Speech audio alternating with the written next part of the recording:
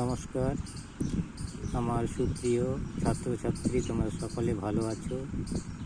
আশা করি ভিডিওগুলি নিয়মিত দেখছো এবং নিজেরা একটু বুঝতে পারছো। চলো দ্রুত বাংলা ব্যাকরণের 11 নম্বর ক্লাস নিয়ে হাজির হলাম। তোমরা সর্বোচ্চ উত্তর দিচ্ছ আমাদের ইউটিউব চ্যানেল বাদেও অন্যান্য ফেসবুক বা অন্যান্য সোশ্যাল মিডিয়া থেকে আমাদের উত্তর আসছে।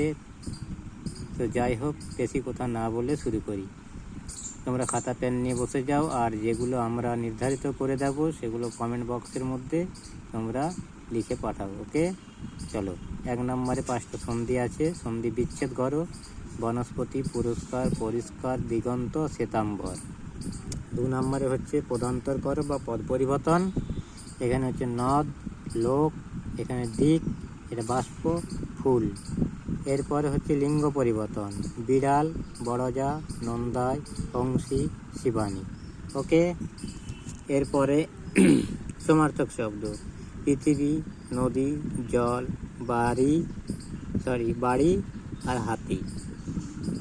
এরপর 5টা বিপরীত শব্দ। এটা সমার্থক, এটা বিপরীত। গাঢ়, পুরস্কার, পরিষ্কার, প্রতিকূল, গরিব। এরপরে আছে আমাদের ভিন্নার্থক শব্দ বা শব্দযুগলের মধ্যে পার্থক্য। অংশ, অংশ, একটু তফাৎ আছে, আলাদা আলাদা মানে হবে। বাড়ি, বাড়ি, নীড়, নীড়, দ্বীপ, দ্বীপ, বান আর বান। চলো আমরা একটু পরে উত্তর নিয়ে আসছি। তোমরা যতগুলো পারবে ঝটপট কমেন্ট বক্সে জানাও। চলো উত্তর নিয়ে এলাম। এটা হচ্ছে বনস্পতি, বনযুক্ত পতি, বনস্পতি। এই পুরস্কারটা তোমরা কমেন্ট বক্সে পাঠাও। পরিষ্কার, পরিযুক্ত কার, পর আয়রসি বিসর্গ, পরিযুক্ত কার। এটা দিগন্ত, দিকযুক্ত অন্ত, দিক যুক্ত অন্ত, দয়রসি গয় হসন্ত হবে, দে যুক্ত অন্ত। শ্বেতাম্বরটা তোমরা পাঠাবে। শ্বেতাম্বরটা তোমরা কমেন্ট বক্সে পাঠাও। এরপর হচ্ছে পদান্তর, পদ পরিবর্তন। নদ, এটা হবে নদী। লোক, এটা তোমরা পাঠাবে। দিগন্ত, এটা দিক হয়ে গেছে, দিগন্ত। গ হবে, এটা গ হবে, গ মানে এটা হবে দিগন্ত। বাষ্প, এটা তোমরা পাঠাবে। আর ফুল তোমরা পদ পরিবর্তন করে আমার কমেন্ট বক্সে পাঠাও। আগের সর্বোচ্চ উত্তরদাতাদের নাম হলো রাবিয়া, সুবানা আর রবিউল খান। এদেরকে অসংখ্য ধন্যবাদ এবং অভিনন্দন ও শুভেচ্ছা সাথে থাকার জন্য, পাশে থাকার জন্য।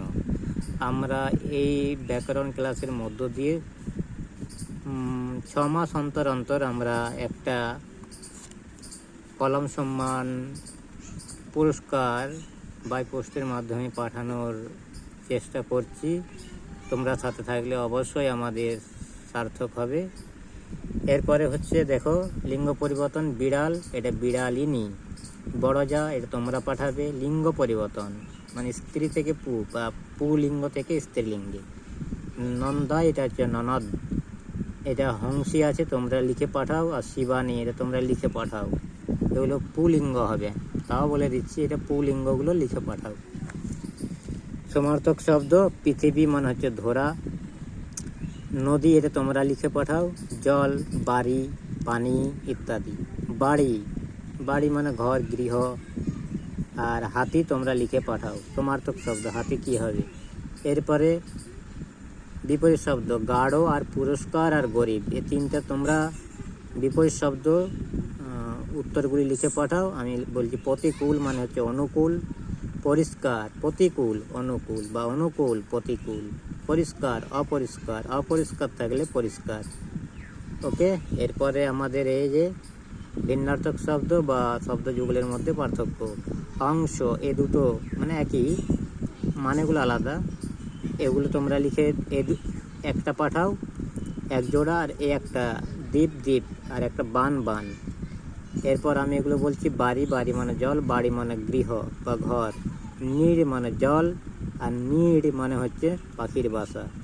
এরপর তোমরা পাঠাও এরপরে আমাদের 12 নম্বর ক্লাসে 11 নম্বর ক্লাসের সঠিক ও সর্বোচ্চ উত্তরদাতাদের নাম ঘোষণা করা হবে। সকলে ভালো থেকো, সুস্থ থেকো, সুন্দর থেকো। আর কেমন আমার ক্লাসগুলো হচ্ছে তোমরা কমেন্ট বক্সে জানাও। সকলকে অনেক অনেক ধন্যবাদ, শুভেচ্ছা। সকলে ভালো থাকো, সুস্থ থেকো, সুন্দর থেকো, সকলকে নিয়ে বেঁচে থেকো।